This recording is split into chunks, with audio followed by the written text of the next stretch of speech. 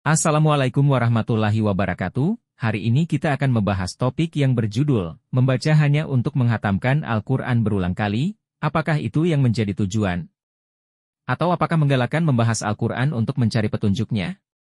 Oleh Dr. Arifin S. Siregar, SPKK. Ada di antara umat, di antara ustadz, di antara ulama, di antara cendekiawan Islam, mengatakan, seorang yang wafat, setelah ditanam ke liang lahat, kuburan, maka, segera didatangi malaikat Munkar dan Nakir. Dan bertanya, siapa Tuhanmu? Siapa nabimu? Apa agamamu? Apa kitabmu? Dan lain sebagainya. Apabila si mayat salah menjawab, maka, akan dipalu godam, ditimpa dengan batu besar, dihimpit dengan tanah, sehingga menderita kesakitan. Komentar. Hal ini apakah tidak bertentangan dengan keterangan Quran Surah Al-Baqarah 156, bahwa seorang yang telah meninggal, maka ruhnya akan terus kembali ke sisi Allah Subhanahu wa Ta'ala. Di mana, sering kita ucapkan, Inna lillahi wa inna ilaihi raji'un. Yang artinya dari Allah kembali kepada Allah, secepat kilat.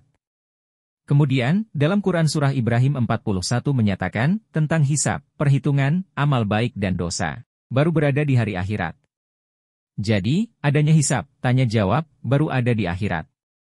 Kemudian ruh mayat terhenti berada di liang lahat, kuburan, juga bertentangan dengan keterangan Quran Surah Al-Mu'minun 99, 100. Di mana ruh mayat sesungguhnya secepat kilat, telah berada di alam barzah. Di mana di alam barzah, si mayat melihat siksa neraka bagi orang kafir, dan orang Islam yang melanggar hukum Allah. Maka, mereka memohon kepada Allah supaya dikembalikan ke dunia untuk berbuat baik sesuai kehendak Allah Subhanahu wa Ta'ala. Maka, Allah Subhanahu wa Ta'ala menjawab, maaf, sudah terlambat, nasi sudah menjadi bubur. Engkau tidak bisa lagi kembali ke dunia, karena antara dunia dengan alam barzah, ada satu dinding pemisah yang sangat tebal, yang tidak bisa ditembus oleh apapun. Teruslah berada di alam barzah sampai hari kiamat. Komentar. Adalah yang mengatakan, ada, atau azab kubur itu terjadi di liang lahat kuburan.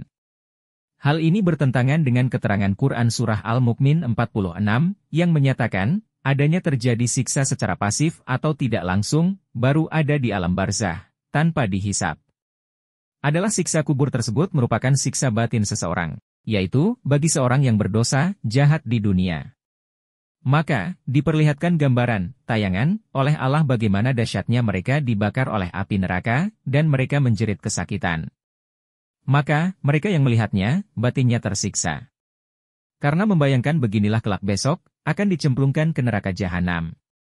Inilah yang merupakan siksa kubur secara pasif. Kemudian, bagi mereka yang beriman kepada Allah Subhanahu wa Ta'ala di dunia, dipertontonkan Allah tayangan surga. Bagaimana nikmatnya kelak berada di sana. Sehingga mereka terhibur dan bahagia di alam barzah menanti hari akhirat, terhindar dari siksa kubur.